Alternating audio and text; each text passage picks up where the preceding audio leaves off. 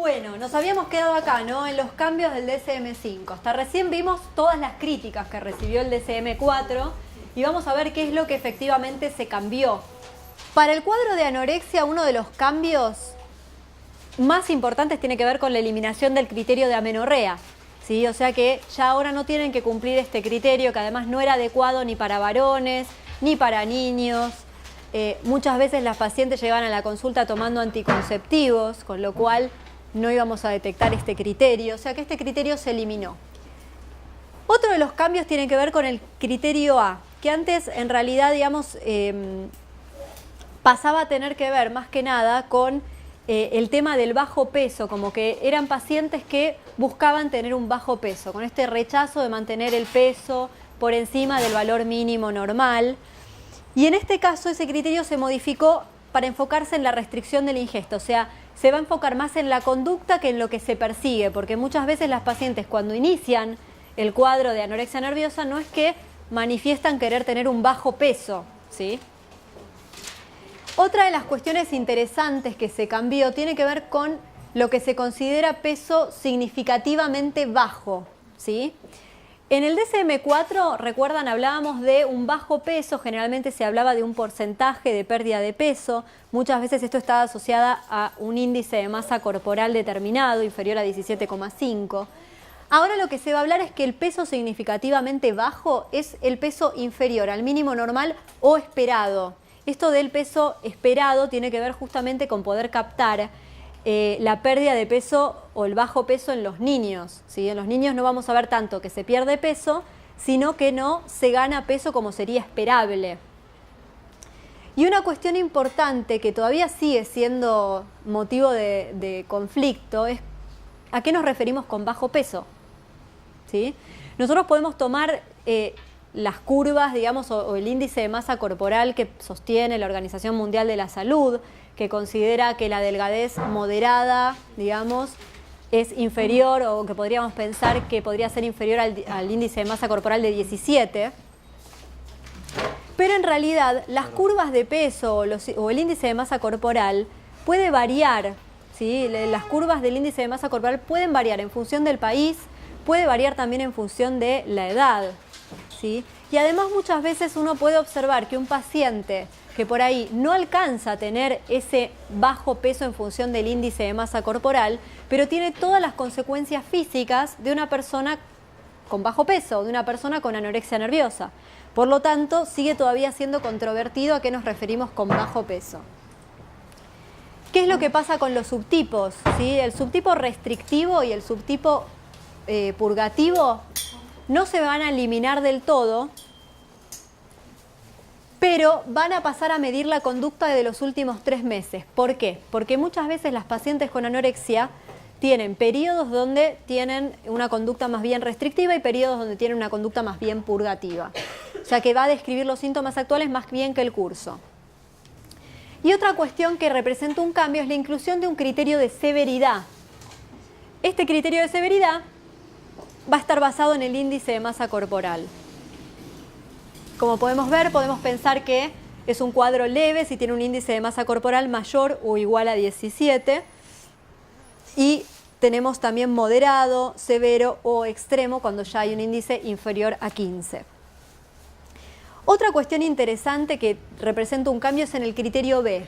El criterio B tenía que ver con el intenso miedo a engordar, pero ahora se va a enfatizar que puede haber o intenso miedo a engordar o bien conductas que interfieren con la ganancia de peso, incluso presentando un bajo peso.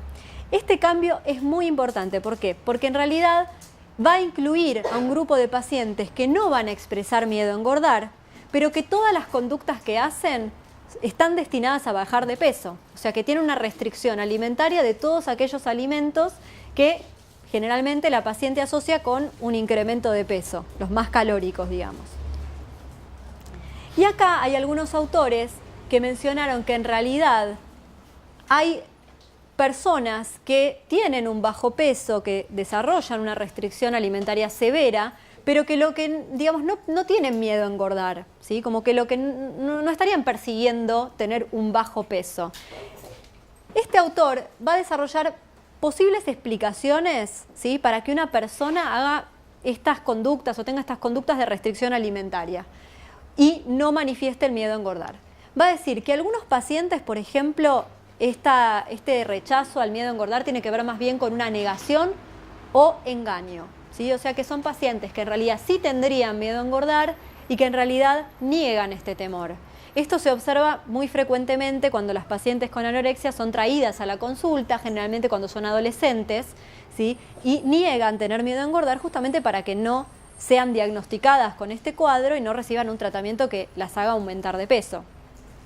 En otros casos no se trata tanto de la negación, ¿sí?, sino que se trata de una incapacidad para reconocer estas preocupaciones, o sea que pueden tenerlas pero no las pueden manifestar. Y esto muchas veces se observa en la niñez, ¿sí? Ahora en un ratito vamos a hablar un poco más de características de estos cuadros en niños. En otros casos puede tener que ver con factores sociales que influyen en qué explicación se da a la pérdida de peso. Este autor va a decir que en nuestra cultura las pacientes pueden a veces perder peso y después desarrollar o decir que lo hacen porque tienen miedo a engordar, aunque en realidad esto no fue lo que motivó inicialmente la pérdida de peso. ¿Se entiende? O sea que a lo que apunta es que a veces hay pacientes que dan esta explicación porque esta explicación de que tienen miedo a engordar es una explicación culturalmente aceptable, ¿sí? Por esto que hablábamos del ideal de delgadez. En otras culturas, por ejemplo en culturas orientales, hay pacientes que cumplen con los criterios de anorexia nerviosa, pero que en realidad no manifiestan tener miedo a engordar, sino que lo hacen por quejas más bien gástricas, de problemas gástricos, ¿sí? ¿Por qué? Porque es culturalmente más aceptable en esa cultura justamente decir que restringís tu alimentación por esos problemas. Obviamente que dentro de lo que es el DSM-5, se considera que para diagnosticar a una paciente con anorexia, uno tiene que inferir esa preocupación, aunque el paciente no la pueda manifestar o la niegue. ¿Qué pasó con respecto a la bulimia nerviosa? Uno de los cambios que hubo, digamos, tiene que ver con la reducción de la frecuencia de las conductas compensatorias o los atracones. Antes tenían que ocurrir 2 veces por semana, con una frecuencia, digamos, a lo largo de 3 meses, y ahora se reducen los casos a 1 vez por semana atracones, 1 vez por semana conductas compensatorias, y se va a incluir también un criterio de severidad en función de la frecuencia de estas conductas compensatorias, de leve, moderado, severo y extremo. Y por último se agrega una nueva categoría diagnóstica que es el famoso trastorno por atracón. Este trastorno antes estaba incluido dentro de uno de los ejemplos del TANE, del trastorno alimentario no especificado. ¿En qué consiste este trastorno? Son trastornos caracterizados por atracones recurrentes. Estos atracones, digamos, se caracterizan por que en ese momento la persona come más rápidamente que lo normal, se come, digamos, hasta sentirse inconfortablemente lleno, come grandes cantidades de comida sin sentir hambre, come solo porque le da vergüenza comer esas cantidades de comida o se siente disgustado con él mismo, digamos, o deprimido o con culpa luego del atracón. Pero la característica central es que luego de estos atracones no hay ningún tipo de conducta compensatoria. O sea que estas personas no hacen dietas restrictivas, ni tampoco vomitan luego de los atracones, ni consumen laxantes. Este trastorno, digamos, tiene una prevalencia que va del 1.1 a 1.9 en población general. Tiene mayor prevalencia este trastorno en personas con sobrepeso que en personas con peso normal. Lógicamente, si uno tiene mucha frecuencia de atracones, empieza a haber un desbalance entre las calorías que se ingieren, ¿sí?, que con las calorías que se gastan, y esto generalmente genera un incremento en el peso. Otra de las características de este trastorno que lo diferencia de la anorexia y la bulimia es la relación hombre-mujer, perdón. En este caso lo que observamos es que hay 2 mujeres, hay un hombre por cada 2 mujeres, o sea que es un trastorno que también afecta bastante a los varones. La mortalidad o las tasas de mortalidad en este cuadro están asociadas a las enfermedades médicas asociadas generalmente al sobrepeso. Con respecto al curso se observa que tiene mayores tasas de remisión que los otros 2 cuadros, pero en realidad, de vuelta, como es un trastorno que si bien se viene estudiando hace algunos años como un subtipo dentro del TANE, en realidad es un cuadro nuevo de alguna forma. Y las comorbilidades son similares a los otros cuadros, tanto con depresión, con trastorno de ansiedad generalizado, con fobia social o con trastornos adaptativos. Y otro de los cambios que les decía en un principio es que el DSM-5 va a incluir la categoría de otros trastornos alimentarios o de la ingestión de alimentos especificados. Estos cuadros van a incluir diferentes subtipos, digamos, o categorías diagnósticas que no llegan a cumplir los criterios de anorexia, bulimia o trastorno por atracón, pero la idea de esta nueva categoría es poder dar más información acerca del cuadro específico. Por ejemplo, se puede diagnosticar anorexia típica en una paciente que cumple todos los criterios de anorexia, pero que tiene un peso normal o incluso por encima del normal. Esto es algo nuevo dentro del DSM-5. La bulimia nerviosa o el trastorno por atracón de baja frecuencia son cuadros en donde justamente en vez de ser una vez por semana que tienen atracones o conductas compensatorias en el caso de la bulimia, son menos frecuentes que eso. También está el trastorno purgativo, que son pacientes que vomitan de manera frecuente, ¿sí? Pero estas pacientes no tienen atracones. Y por último, el síndrome de comedor nocturno. No sé si escucharon hablar de este síndrome, está en investigación actualmente. Por ahí a futuro este síndrome se diferencia y se forma ya como un trastorno de comedor nocturno. Las características de estas personas son digamos, gente que generalmente puede comer normal durante el día, pero que luego de la cena, generalmente en la cena o luego de la cena, tienden a picar o a tener sobreingestas. Y obviamente estas sobreingestas o este picoteo, digamos, que tienen con respecto a la alimentación les generan malestar e interferencia en su funcionamiento. Y además tenemos los cuadros no especificados, que tienen las mismas características, solamente que ahora los subtipos, que era lo que veíamos antes en el TANE, ahora los vemos en los otros trastornos alimentarios. Bien, ¿qué es lo que sucedió cuando se produjo este cambio del DSM-4 al DSM-5? Acá en este estudio lo que podemos observar es que hubo una reducción importante de los cuadros que recibían la categoría de no especificados. Como podemos ver, bajó de 72% a 50%. Esto, digamos, es importante pensándolo a nivel clínico. Si nosotros tenemos que la mayoría de los pacientes, como decíamos con el DSM-4, eran diagnosticados con TANE, esto no nos aportaba mucha información del paciente ni nos iba a guiar para el tratamiento. Otro estudio específicamente en adolescentes encontró que la mayoría de los pacientes que recibían con el DSM-4 el diagnóstico de TANE, ahora con el DSM-5 van a poder ser reclasificados con la categoría de anorexia, anorexia típica, bulimia nerviosa de baja frecuencia o trastorno por atracón de baja frecuencia, trastorno purgativo y trastorno evitativo restrictivo de la ingestión alimentaria, trastorno que vamos a ver ahora en un ratito. O sea que también, digamos, esta nueva clasificación permitió que más adolescentes fueran adecuadamente diagnosticados. Y además, otra de las cuestiones que se investigó es que no había muchas diferencias en el nivel de funcionamiento, de afectación del trastorno entre aquellos que cumplían los criterios estrictos de la anorexia o la bulimia y los que cumplían criterios de alguno de los cuadros descritos en los otros trastornos alimentarios especificados. En mujeres adultas la prevalencia de anorexia nerviosa aumentó con las nuevas categorías. Todo esto venimos en la línea de lo mismo.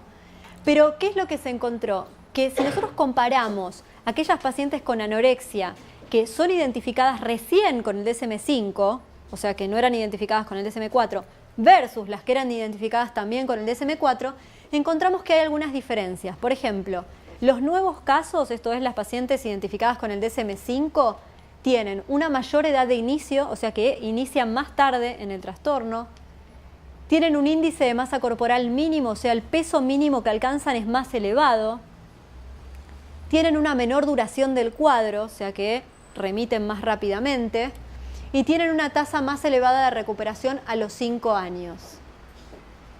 Digamos, esto si bien es interesante qué diferencias pueden llegar a tener, también nos hablaría de que sería también importante plantear estudios diferenciales para ver el pronóstico y la evolución de estas pacientes, que no son iguales a las pacientes que antes eran diagnosticadas con el DSM-4 únicamente.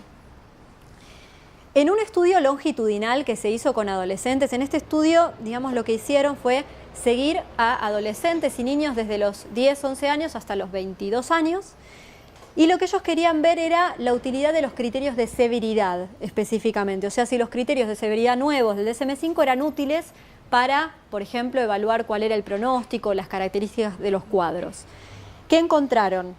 Que esos criterios de severidad se asociaron con la detección del cuadro y con el acceso al tratamiento. Esto, lógicamente, ¿qué significa? Que los casos, quizás que son más severos, van a ser más fácilmente detectados, por lo tanto van a recibir más fácilmente un tratamiento. Pero no hubo diferencias con las tasas de recuperación.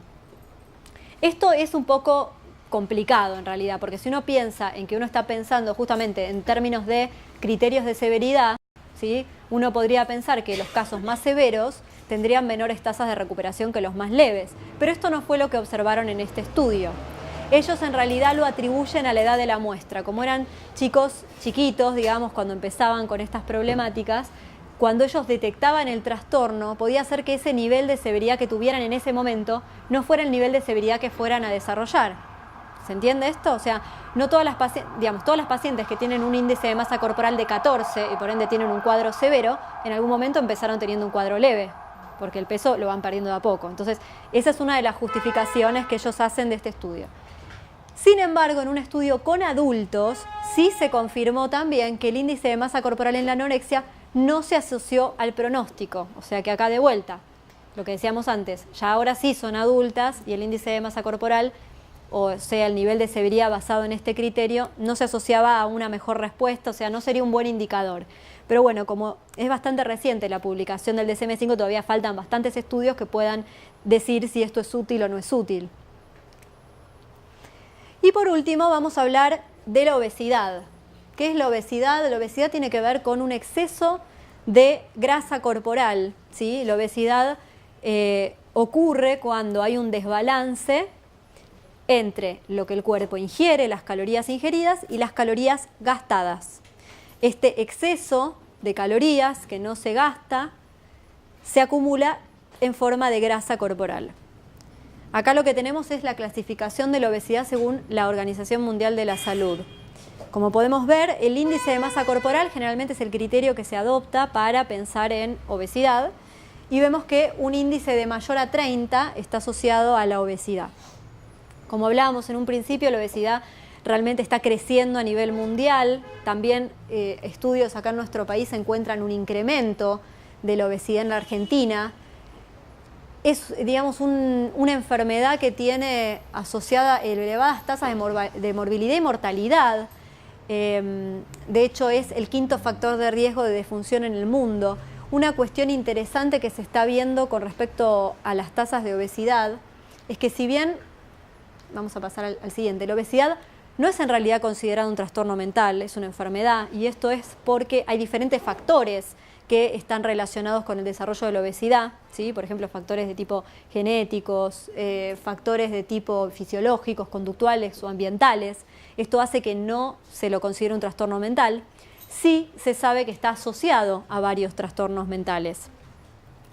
Por ejemplo, uno de los factores ambientales, ¿sí? Tomando un poco esto de los factores asociados a la obesidad, que están más asociados con estos incrementos en las tasas de obesidad, tienen que ver con el aumento del sedentarismo, por ejemplo, que vivimos hoy en día. Si nosotros observamos en los niños, cada vez es más frecuente que los chicos hagan menos actividad física y que tengan más actividades relacionadas con las redes sociales, el iPad, la tablet, ver la tele. Todas estas actividades más sedentarias hacen que se gasten menos calorías. Al mismo tiempo, también hay un incremento en lo que es el consumo de comidas rápidas, que son elevadas en grasas y en azúcar, con lo cual toda esta situación ambiental genera las condiciones como para que se desarrolle un cuadro de sobrepeso o de obesidad.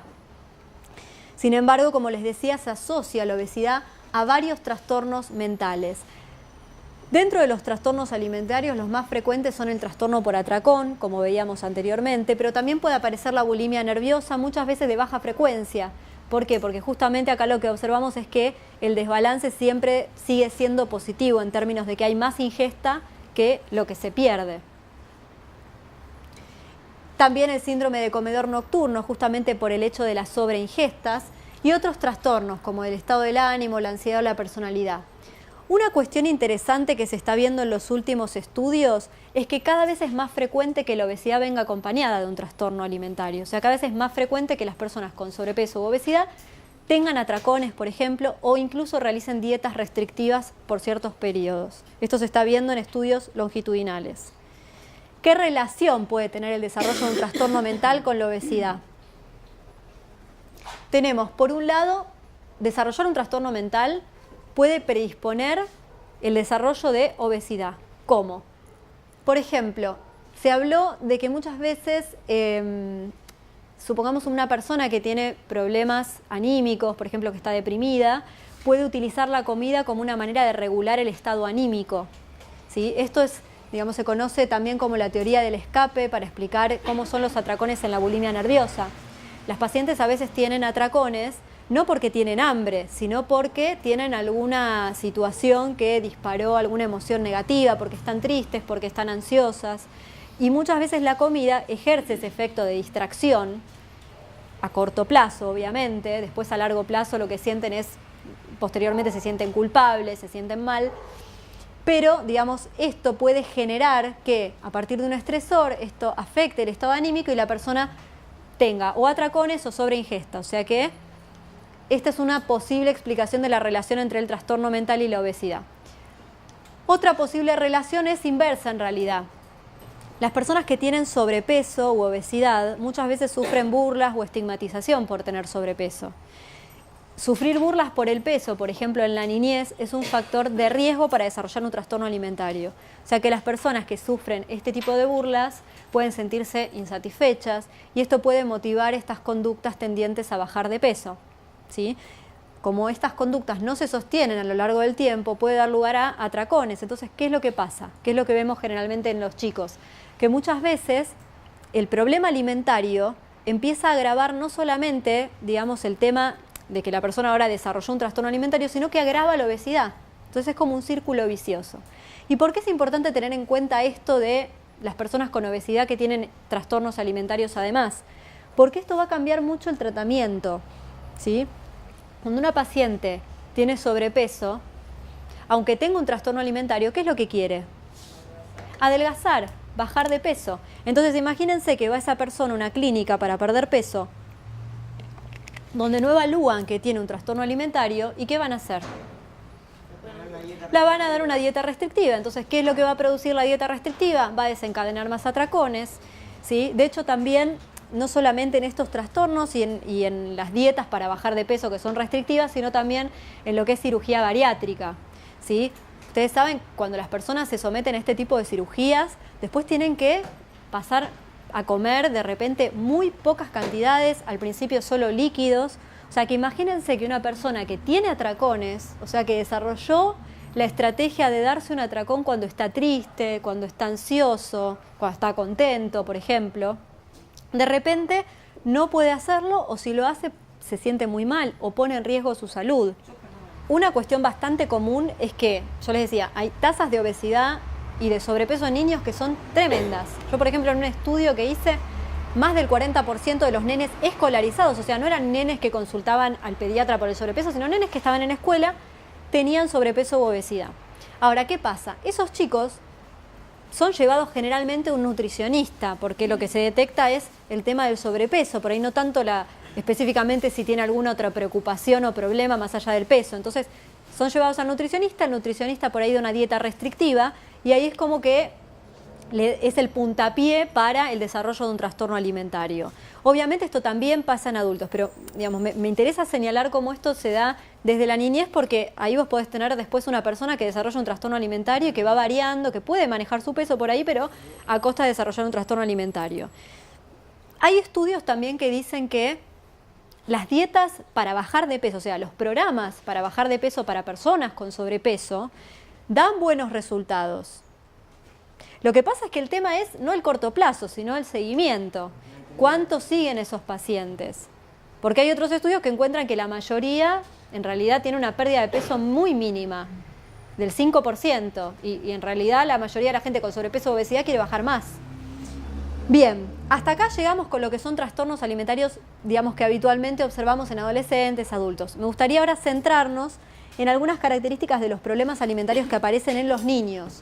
Acá vamos a ver dos tipos de problemas. Por un lado, los trastornos de la ingestión alimentaria típicas de la niñez, ¿sí? Y por otra parte vamos a ver cómo los trastornos alimentarios que hablamos recién se suelen observar o qué características tienen cuando aparecen en niños menores de 12 años. Bien, en primer lugar lo que podemos decir es que la alimentación en sí comprende habilidades motrices y sociales complejas. Uno desde pequeño, digamos desde chiquitos, empezamos a vincularnos de alguna manera particular a la alimentación. De hecho, se dice que también los hábitos alimentarios se forman antes de los 10 años, incluso más pequeños. Y muchas veces esas experiencias tempranas que cada uno de nosotros tenemos con la comida, o incluso también las prácticas de alimentación que tienen los padres, ¿sí? Muchas veces repercuten en cómo va a ser la relación con la comida que esa persona va a tener a lo largo de su vida, en muchos casos. Por ejemplo, hay algunos estudios que encuentran, esto es interesante, que las pacientes con anorexia nerviosa, ¿sí?, tenían antecedentes de comer poco en la niñez, aunque no estaba asociado en ese momento con la idea de bajar de peso, con una cuestión de imagen corporal. O sea que tenían algún problema con la alimentación o que había muchos conflictos a la hora de las comidas. ¿Sí? Esto es un aspecto interesante porque nos habla de cómo esa relación con la alimentación puede ir desarrollándose y sosteniéndose a lo largo de la vida. Por otra parte, los niños aprenden tempranamente a asociar la comida con algunos contextos o con algunas consecuencias. Pensemos todos nosotros, por ejemplo, qué cosas queremos comer cuando queremos festejar, cuando estamos contentos, o qué queremos comer cuando estamos enfermos o cuando estamos tristes. Muchas veces esos alimentos que nosotros elegimos tienen una relación a los alimentos que recibíamos en esas mismas circunstancias. Entonces, imagínense un niño que a la hora de las comidas empieza a tener problemas, o que los padres son muy estrictos, quizás con respecto a las normas que tiene que sostener o la conducta en la mesa, o que por ejemplo lo fuerzan a comer cuando el chico no tiene hambre, puede generar que este niño desarrolle ansiedad al momento de comer y que esto afecte su relación con la comida. No sé si se llega a leer el chiste, es un chiste de Mafalda, que es lo que dice, la madre de Mafalda le está diciendo, está bien, no tomas la sopa, no comes postre. Y Mafalda le dice, no la tomo y no la tomo, y yo sería una repugnante si hubiera algún soborno capaz de hacerme desertar de mis principios, traicionar mis creencias y vender mis convicciones. La madre le dice la palabra mágica, panqueques, y ella ¿qué hace?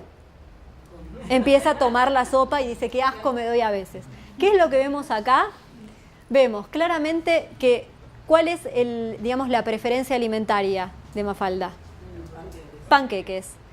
¿Cuál es la comida acceso? O sea, ¿cuál es la comida? La sopa. Entonces, ¿qué es lo que pasa?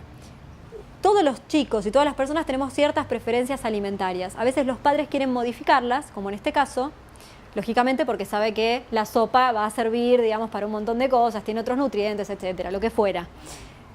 Cuando hace esto la madre, en realidad lo que quiere es que la chica tome la sopa, pero lo que hace en realidad es reforzar la preferencia por los panqueques. ¿Por qué? Porque el panqueque queda en el lugar de la comida como recompensa, ¿sí? Y esto también uno lo observa en los niños y en los adultos, como hay ciertas comidas que son gratificantes para uno, ¿sí?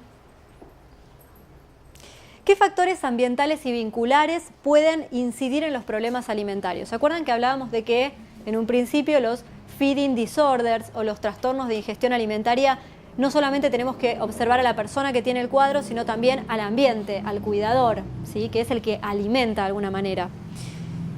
¿Cuáles son estos factores? Por ejemplo, dar de comer siguiendo un horario estricto, sobre todo en momentos o en etapas más avanzadas del desarrollo. No reconocer los signos de hambre o de saciedad, ¿sí?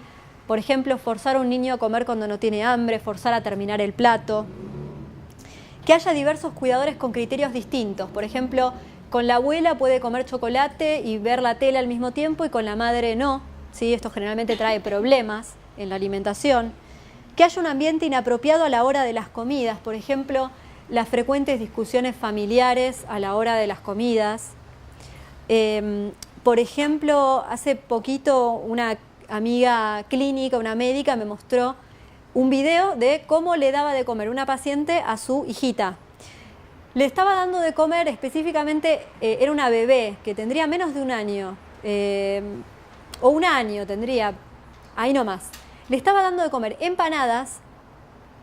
La empanada estaba directamente apoyada en la mesa, sin servilleta, sin platito, sin cucharita, sin nada de esto, y la mamá se quejaba de que la nena no le comía, ¿sí? De que la nena no quería comer.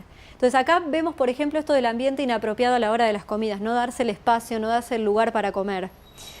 Distracciones múltiples, por ejemplo, comer viendo la televisión. Es muy frecuente ver nenes chiquitos que únicamente pueden comer si están viendo en la tablet el dibujito.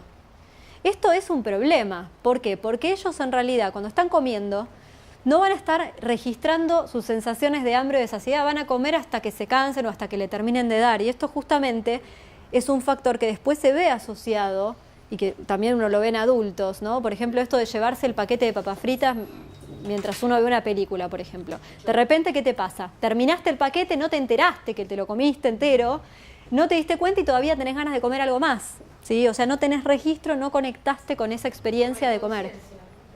Tal cual, o sea, tomar conciencia del momento. Los chicos que no desarrollan esta capacidad, después pueden tener estas mismas dificultades a lo largo de su vida, de tener esta dificultad para registrar sus sensaciones de hambre o de saciedad. No permitirle al niño tocar la comida o comer solo, o el hipercontrol alimentario, que esto también es bastante observable, por ejemplo, en padres que son muy estrictos con el tipo de comida, por ejemplo, padres que por ahí quieren que los chicos no coman dulces o que no quieren que suban de peso, por ejemplo. Hay estudios que encuentran que cuando a un niño uno es mucho más estricto, los papás son más estrictos en qué pueden comer y qué no, esos niños, cuando se los expone a una situación experimental en donde pueden comer lo que quieran y tienen en una mesa disponible toda la cantidad de comida, los niños que son más controlados comen muchísimas más calorías de las que necesitan, no reconocen las señales de saciedad como para poder detenerse, por lo tanto van a tener más tendencia a tener sobrepeso, ¿sí? Ahora, ¿cuáles son las dificultades más frecuentes que observamos dentro de los problemas alimentarios en niños? Por un lado, puede haber un retraso en el desarrollo de habilidades para alimentarse. A veces esto tiene que ver con no haber tenido experiencia con la comida, ¿sí? Por ejemplo, un niño, digamos, para poder manejar, supongamos, un alimento como la carne, que es sólido y más texturado, requiere una habilidad de, por ejemplo, lateralizar la lengua, masticación, que son habilidades más complejas. Si un niño, por ejemplo, se lo fuerza a pasar este tipo de alimentos antes de pasar por otros, o sea, como que se saltean etapas, o al contrario, un chico no se lo expone a ese alimento, ¿sí? Quizás a veces por temor, ¿sí?, de la propia madre, quizás, o por diferentes razones, el chico no va a tener la habilidad para manejar ese alimento, entonces puede ser que rechace este alimento por esas razones, ¿sí? Otra de las cosas que se observan tiene que ver con una resistencia o rechazo a comer basado en el sabor, la textura y otras características sensoriales del alimento.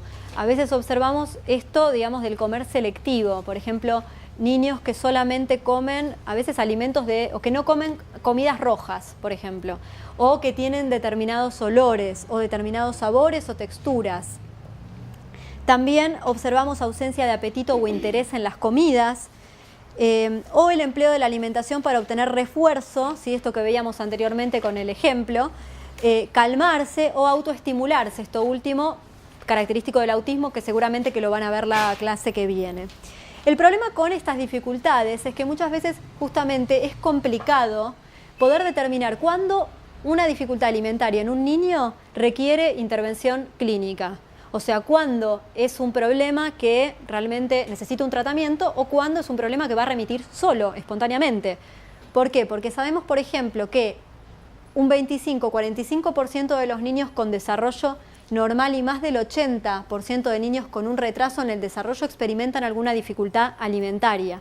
Otro estudio más reciente encuentra que un 14 o 50% de los preescolares versus un 7 o 27% de niños más grandes presentan algún tipo de problema relacionado con la alimentación. ¿Esto qué nos da cuenta? De que muchas veces los niños desarrollan estas dificultades y espontáneamente remiten. Por ejemplo, es muy común la neofobia, que es este temor a los alimentos nuevos, que es muy común entre los 2 y los 6 años. Esto espontáneamente puede llegar a superarse a medida que los padres empiezan a exponer a los chicos a diferentes tipos de alimento. Y otra de las dificultades es que a veces la misma manifestación clínica puede tener etiologías diversas y requerir tratamientos diferentes. Por ejemplo, decíamos, un chico que tiene dificultad para manejar los alimentos puede ser que se deba a un bajo tono muscular, ¿sí?, que impide o dificulta estas habilidades, o puede ser también que tuvo una falta de práctica con este tipo de alimentos. Recuerdo una paciente que la paciente tenía un trastorno alimentario y me había comentado que su nene de 2 años no podía comer otra cosa que papilla. Y una de las cuestiones que habíamos llegado a identificar es que ella misma tenía miedo de que el bebé o la nena o el nene se asfixie al comer. Entonces, ¿qué pasaba? Ella le había dado durante mucho tiempo papilla, por lo tanto el chico ahora ya no quería tomar otro tipo de alimentos. También puede ser, digamos, como decíamos anteriormente, que la misma razón de que el chico rechace el alimento sea que es más sensible a esa textura, ¿sí?, de ese alimento. A veces también relacionado, como decía, con el autismo. O puede ser que no quiera consumir esos alimentos porque tiene miedo a vomitar, porque tiene además una enfermedad médica asociada, ¿sí? A veces esta enfermedad médica hace que rechace esos alimentos por temor. También esto a veces uno lo puede ver en niños y en adultos con colon irritable, que se rechacen esos alimentos por la enfermedad médica. O, por ejemplo, por haber tenido un incidente traumático de asfixia en el pasado, miedo a ahogarse o miedo a vomitar, por haber tenido alguna experiencia traumática en el pasado, o sea que es más bien ansioso. Entonces, ¿qué es lo que tenemos cuando vemos un chico con un problema alimentario? Que tenemos que observar al niño, sus antecedentes médicos, su relación o experiencia con la comida, sus características, su temperamento, y al cuidador, al ambiente, o sea, cómo reaccionan los padres, los cuidadores, ante esta problemática del niño. Porque muchas veces la reacción puede dar lugar a que el chico desarrolle o no un problema alimentario. Hay un montón de conceptualizaciones diagnósticas de este tipo de problemáticas en niños, ¿sí?, que, como estábamos mencionando, no tienen que ver con los problemas de imagen corporal o de peso como veíamos en los otros cuadros. Ninguna tiene suficiente evidencia. La que es más confiable, una de las más confiables, son los criterios Great Ormond Street, ¿sí? Estos autores propusieron una clasificación para estos problemas específicamente en niños. Y encontraron distintos cuadros. No me voy a detener en todos, voy a señalar simplemente que estos cuadros no tienen la preocupación por la imagen corporal, pero muchas veces son mal diagnosticados como TANE, como trastornos alimentarios no especificados, sobre todo en el DSM-4, ¿sí?, donde el TANE igual involucraba este componente parecido a la anorexia o a la bulimia, pero sin algún criterio. Les voy a mencionar algunos. Por ejemplo, el comer selectivo. El comer selectivo son niños que generalmente pueden tener un peso normal, ¿sí?, pero que comen unos pocos alimentos, muchas veces son carbohidratos, pan, pastas, papas, ¿sí?, y únicamente comen esos 6 o 7 alimentos. Esto se va restringiendo cada vez más, entonces la familia empieza a ser cada vez más limitante, el chico no puede asistir a cumpleaños, no puede ir a ningún lugar en donde no vaya a encontrar estos alimentos. Otro de los cuadros es específicamente la restricción alimentaria. Acá lo que vemos es un niño que come poca cantidad, que está poco interesado. O también podemos encontrar una fobia específica que conduce a la evitación de la comida, que es esto de temor a atragantarse, temor a vomitar. O sea, ellos hacen diferentes clasificaciones de lo que hablábamos recién de los problemas alimentarios. Ahora, esto no está en el DSM-5. ¿Qué es lo que sí está en el DSM-5? Este trastorno, que es el trastorno evitativo restrictivo de la ingesta alimentaria. ¿Lo escucharon nombrar o vieron los criterios alguna vez de este trastorno? Es un cuadro nuevo, es uno de los nuevos que se incorporaron en el DSM-5. ¿Qué es lo que va a medir? Yo ahora les voy a dar los criterios y después vamos a ver un poquito más detallado cada uno. Son alteraciones alimentarias de variado tipo, ¿sí? Puede ser desinterés en la comida, rechazo de algunos alimentos por las propiedades sensoriales del alimento, miedo a ahogarse, ¿sí? O sea, es bastante heterogénea la clínica, pero esto, digamos, esta alteración alimentaria lleva a una falla persistente para cubrir las necesidades nutricionales o energéticas y se asocia a uno más de los siguientes. Por ejemplo, el chico pierde peso, hay una pérdida de peso significativa, hay una deficiencia nutricional, muchas veces tienen que ser alimentados a partir de la nutrición enteral o suplementos. y hay una marcada interferencia en el funcionamiento psicosocial. Un poco es lo que hablábamos anteriormente, que los chicos de repente empiezan a evitar situaciones donde no encuentren estos alimentos y esto empieza a afectar a toda la familia, genera conflictos. Y acá hay unos 3 criterios diferenciales que ahora vamos a ver uno por uno. En primer lugar, decir que para hacer este diagnóstico tiene que haber una alteración alimentaria persistente. ¿Sí? Acá volvemos un poco con lo que es clínicamente significativo. No cualquier problema alimentario o no los niños mañosos o que no comen bien pueden ser diagnosticados con esta categoría. ¿Sí?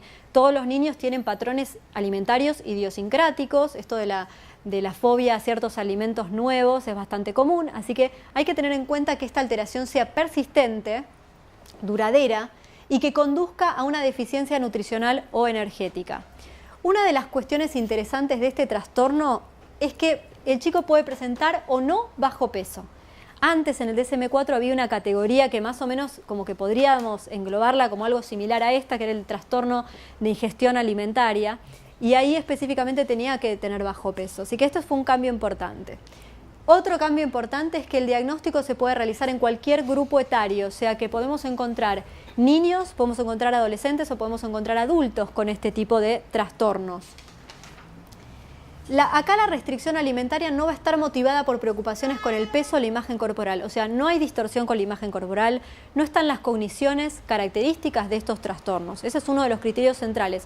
Sin embargo, muchas veces estos niños o estas personas eran clasificados como TANE, ¿sí? Como trastornos alimentarios no especificados. Y va a incluir una gran variedad de alimentos. Hay algunos autores en realidad que están proponiendo como subtipos, digamos, aunque en el DSM no se consideran de esa forma.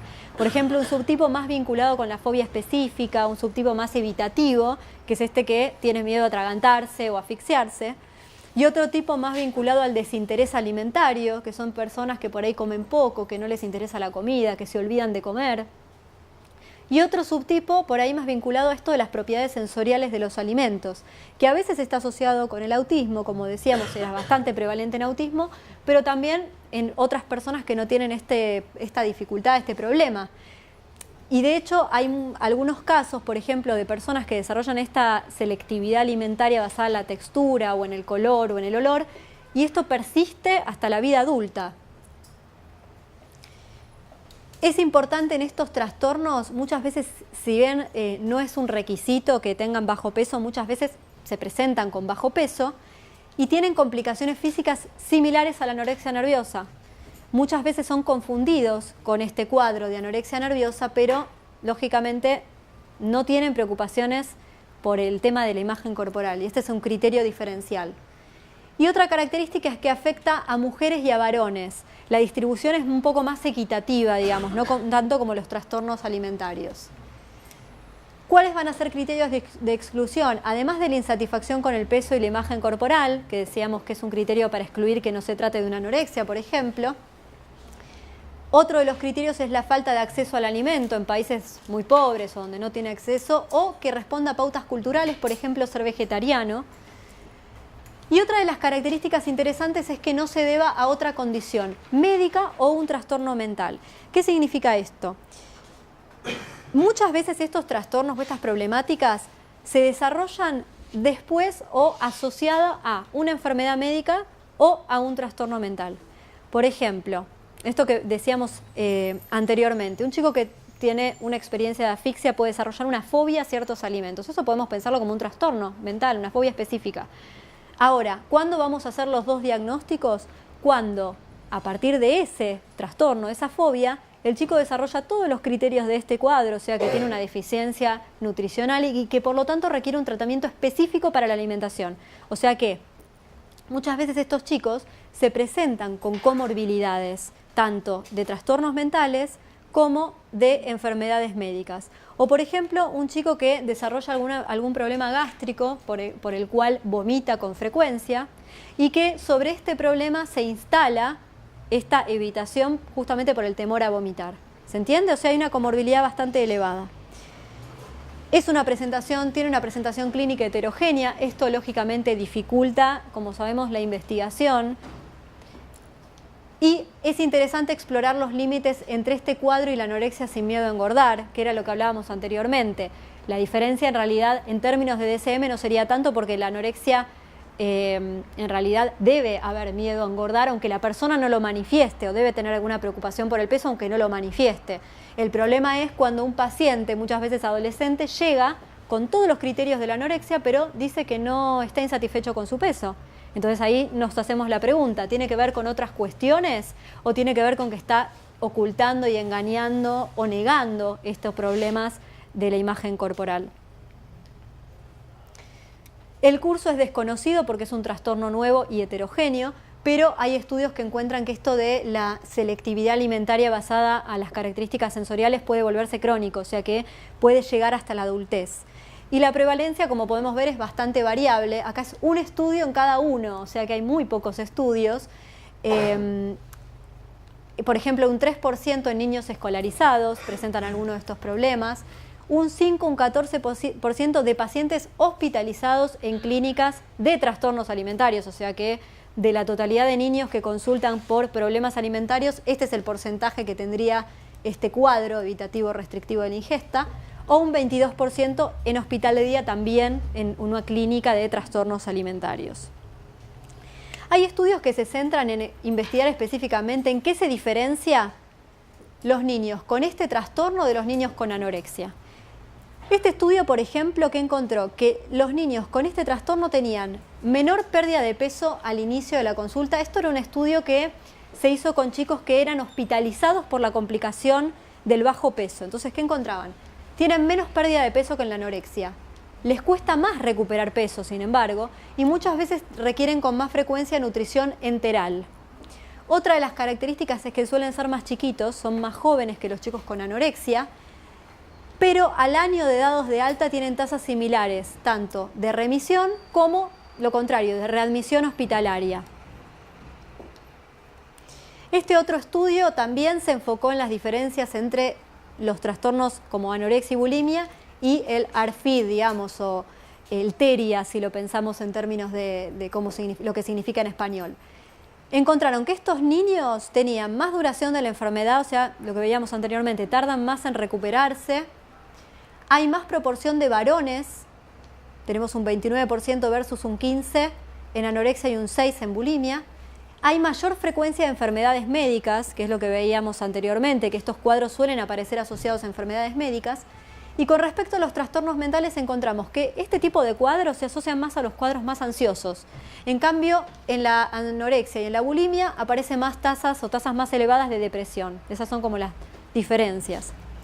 Y este otro estudio también se centró en qué trastornos suelen ser más comórbidos en estos pacientes y encontraron diferencias en trastornos depresivos son más frecuentes en la anorexia y la bulimia que en estos cuadros, pero los trastornos de ansiedad son más frecuentes en estos niños. También son más frecuentes los trastornos del espectro autista, los trastornos del aprendizaje y las dificultades o disfunciones o déficits cognitivos. Por último, el DSM-5 incluye otras dos categorías que son pico y rumiación. No me voy a centrar mucho en estos trastornos, primero porque son completamente diferentes a los otros que vimos, por otra parte tienen una prevalencia muy baja, generalmente se asocian al autismo, se asocian a el déficit intelectual, posiblemente algo de esto vean cuando tengan la clase que viene autismo. ¿Qué es pica? Es la ingestión de sustancias no nutritivas de manera persistente en niños mayores de 2 años. Esto de comer, por ejemplo, tierra, ¿sí? Y la rumiación, que es la remasticación y regurgitación de la comida. Una y otra vez se regurgita y se vuelve a masticar. ¿Qué me interesa de esto? Diferenciarlo de los trastornos alimentarios. Hay pacientes con anorexia que comen papel. ¿Sí? No vamos a hacer un diagnóstico de pica porque acá la ingesta de papel en realidad está asociado a generar una sensación de saciedad. ¿Sí? Por eso comen papel porque piensan que no tienen calorías. Y por otra parte, el regurgitar y escupir comida para evitar engordar. También, digamos, pacientes que tiene que ver con el vómito. Hay pacientes que mastican, tragan y regurgitan y escupen. O hay pacientes que directamente mastican y escupen, ¿sí? Bien. Trastornos alimentarios, ¿sí? Cuando estos trastornos como la anorexia o la bulimia aparecen en niños menores de 12 años, hay características que los diferencian de cuando aparecen en adolescentes o adultos. Este fue el tema de mi investigación, o sea, es una de las cosas que más me interesa y que me ha interesado investigar. Cuando hablamos de trastornos alimentarios en la niñez, o sea, lo que estamos observando en el último tiempo es que hay un descenso en la edad de inicio, o sea, cada vez son más pequeñas las niñas que empiezan a preocuparse por su imagen, que empiezan a hacer dietas para adelgazar. Pero hay cuestiones que los diferencian y que a veces hacen que estos chicos no sean diagnosticados, o sea, que se pierdan la detección. Vamos a ver algunas de estas. En los niños vemos que en vez de perder peso, como les decía anteriormente, hay una ausencia de ganancia de peso. O sea, el chico se espera que vaya aumentando de peso porque tiene que ver con su crecimiento, pero vemos un detenimiento. O también hay cambios en la trayectoria de crecimiento. ¿Esto qué significa? Que nosotros generalmente para evaluar el peso de un niño se siguen curvas de percentiles. Vemos un niño que empieza a bajar de percentil, a descender de percentil. Eso ya es un indicador de un posible problema alimentario. Los nenes generalmente empiezan estas conductas salteando comidas o comiendo menos, dando excusas, a veces se quejan de dolor de panza o que quieren dormir temprano y de esa manera logran saltearse las comidas o de repente se vuelven muy selectivos con la alimentación de un día para el otro. Por ejemplo, una de las cuestiones que se encontró es esto de volverse vegetariano de repente o empezar a excluir todo un grupo alimentario. Muchas veces primero excluyen las golosinas, dejan de comer esto, después empiezan a extenderlo a otros grupos. Es muy raro que los chicos se autoprovoquen el vómito a estas edades y mucho más raro todavía que tengan conductas compensatorias. O sea, lo que vamos a ver es más bien la restricción alimentaria típica de la anorexia o más bien un trastorno por atracón, que esto también se está observando en niños. Estos chicos empiezan de repente a controlar cómo se preparan los alimentos, ¿sí? Empiezan a contar calorías. Muchas veces cuando yo estaba trabajando, identificando estos cuadros en escuelas, me encontraba que los niños que claramente no sabían lo que era una caloría, posiblemente no tuvieran ningún tipo de problema, pero era raro, digamos, que los chicos a estas edades tan tempranas, a los 9 años, supieran de qué se trataba esto. Muchas veces tienen preocupaciones por el peso que son observables por parte de los padres, pero generalmente, como les decía, dan otras explicaciones para no comer. Y otra de las cuestiones interesantes es con respecto a los atracones. Ahí se me fue. Bueno, listo. Me resigno. Atracones, ¿sí? Nosotros decíamos que el tema de los atracones es complicado en niños, porque primero se definen como comer grandes cantidades de comida. Nosotros podríamos preguntar qué es una gran cantidad de comida en un niño, que muchas veces va cambiando sus necesidades nutricionales. Ahí tenemos la primera dificultad con los atracones. Segundo, los padres muchas veces supervisan lo que comen los chicos. Entonces, o no les dan dinero para que ellos vayan y se compren comida con la cual se pueden atracar. Con lo cual, muchas veces, la frecuencia de los atracones es menor que en adultos o adolescentes. Por eso a veces esto es una falla de los sistemas de diagnóstico, porque específicamente se especifica una frecuencia que no es observable en niños. Yo, por ejemplo, cuando hacía entrevistas encontraba, por ejemplo, casos de chicos que escondían comida, que ocultaban paquetes o que por ahí comían, supongamos, un postre, toda una fuente de un postre, lo habían hecho una vez y cuando la madre los descubrió, dejó de dejar ese tipo de comidas, por lo tanto, se redujeron la frecuencia de atracones. Pero no es que realmente el chico, si tuviera disponibilidad, no se daría un atracón. Muchos de estos síntomas que veíamos en un principio cuando describimos la anorexia y la bulimia se observan también acá, son perfeccionistas, se deprimen, empiezan a aislarse. Una de las características que me interesa es las diferencias por sexo. Los varones tienden a dar como explicación temor a engordar por cuestiones de salud más que o de desempeño físico, por ejemplo, poder correr más rápido, que por cuestiones de estética, que esto es más observable en las nenas. ¿Qué sabemos con respecto a la familia de los chicos con trastornos alimentarios? Desde la década del 70 se viene investigando si hay una familia tipo, o sea, si hay características familiares que predicen que una persona o uno de sus miembros desarrolla un trastorno alimentario. En realidad las investigaciones encontraron que no hay una familia tipo, porque lo que inicialmente se pensaba como la familia característica de los pacientes con anorexia o bulimia fue, digamos, cuestionado. ¿Por qué? Porque eran estudios que se hacían con pacientes, con familias que ya tenían un paciente, una persona que tenía estos trastornos. Entonces, ¿qué es lo que pasa? Cuando una persona desarrolla un trastorno alimentario, toda la familia sufre. O sea, genera tantos cambios a nivel familiar que todas esas dificultades, por ejemplo la acomodación familiar y demás, pasan a verse afectadas, ¿sí? Entonces, a veces no se sabe si estas características eran causa o consecuencia del trastorno. ¿Se entiende? ¿Queda claro eso? Pero ¿qué es lo que sí sabemos? Que hay algunos factores familiares que sí son factor de riesgo. Por ejemplo, papás que son sobreprotectores y controladores. Los padres que son muy sobreprotectores, generalmente lo que sucede es que estos niños desarrollan un bajo nivel de autoeficacia y que cuando llega la adolescencia y quieren ser más autónomos, muchas veces encuentran que la alimentación es un espacio, o la alimentación o el cuerpo es un espacio que pueden controlar. ¿Sí? Es como un espacio en donde ellos manifiestan de alguna manera su búsqueda de la autonomía. En segundo lugar, también se encontró que sufrir burlas y comentarios críticos por el peso es un factor que digamos, está asociado al riesgo de un trastorno alimentario. Muchas veces los chicos sufren estas burlas y comentarios, y esto es llamativo no solo entre el grupo de pares, sino en el seno de su propia familia, ¿sí? Comentarios de los propios padres para que sus hijos adelgacen, por ejemplo. Y en esta misma línea, la sobrevaloración de la imagen corporal y del peso de los padres. Muchas veces los papás no hacen comentarios directos al niño, sino que hacen comentarios con respecto al propio cuerpo, ¿sí? Por ejemplo, esto de las mamás quejándose con que están gordas o haciendo una dieta, ¿sí? De alguna forma están modelando, por un lado, que la imagen corporal es importante, y por otra parte también están modelando una conducta alimentaria problemática, ¿sí?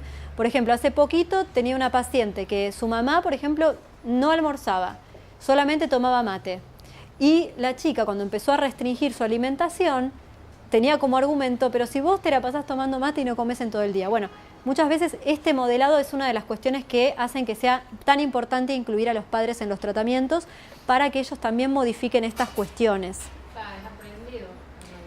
Sí, esto es interesante, por ejemplo, esto último. Trastorno alimentario en la madre es un factor que se asocia al desarrollo de trastorno alimentario en uno de los hijos. Pero acá no sabemos cuál es el aporte de la genética y el aporte del ambiente. Con respecto a esto, hay estudios que encuentran que el grado de herencia va del 30, depende del estudio, del 30 al 80%, una gran variabilidad, en trastornos alimentarios, digamos. O sea que podría haber tanto factores ambientales como factores de tipo genéticos. Obviamente, con respecto a estos trastornos en niños, no sabemos bien cuál es la prevalencia porque se lo suele estudiar junto con adolescentes. Hay mucha frecuencia de este tipo de conductas para bajar de peso en los niños. Y una de las cuestiones que a ver si voy a cerrar acá porque ya estamos en horario. Una de las cuestiones que todavía se cuestiona es si hay un real aumento de la prevalencia en los últimos años o no. Algunos dicen que sí hay un aumento de prevalencia porque hay cada vez más niños que presentan estos problemas y se basan en estudios que encuentran que cada vez son más chiquitas, que cada vez hay más hospitalizaciones en menores de 12 años por estas temáticas. Pero en realidad también hay otra explicación, que puede ser que hay más profesionales entrenados, los padres están más concientizados, por lo tanto los detectan más. Y por último, otra de las cuestiones que llama la atención es que son más prevalentes o hay más prevalencia en varones. ¿Se acuerdan que hablábamos de que los cuadros alimentarios, los trastornos eran más prevalentes en mujeres que en varones? En niños hay estudios que encuentran que hay una proporción equitativa. Y esto es interesante, todavía no hay una explicación de por qué esto sucede. Algunos dicen que habría un factor protector al llegar a la adolescencia, o sea que los varones, digamos, cuando llegan a la adolescencia, lo opuesto de lo que sucede con las chicas, en vez de producirse un incremento en el tejido graso, se produce un incremento del tejido muscular. Esto los acerca al ideal de muscularidad de los varones y, en cambio, en las mujeres que aumentan en el tejido graso, las aleja del ideal de delgadez. Esto podría ser un posible factor protector y eso explicaría estas diferencias. Bueno, gracias. Gracias. ¿La vas a subir?